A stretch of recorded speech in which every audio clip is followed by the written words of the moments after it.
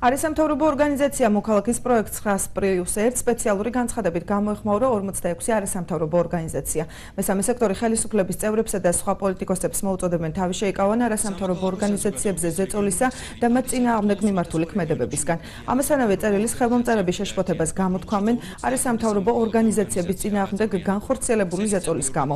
ბოლო დროს განსაკუთრებით გააქტიურდა თავდასხმები მესამე სექტორის იმ ნაწილის მიმართ, რომლებიც საკუთარი საქმიანობით ემსახურებიან დემოკრატიული ღირებულებების დაცვას, თავისუფლებისა და თანასწორობის იდეის მხარდაჭერას და ევროპული ტიპის სახელმწიფო მართვის სისტემების შექმნას ნათქვამია განცხადებაში.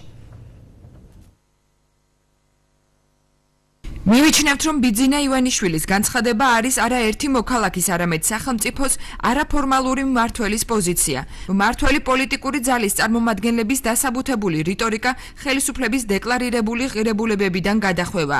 ეს განცხადებები საზოგადოებრივი ორგანიზაციების წინააღმდეგ მიზანმიმართულად წარმოებული კამპანიის შთაბეჭდილებას ტოვებს.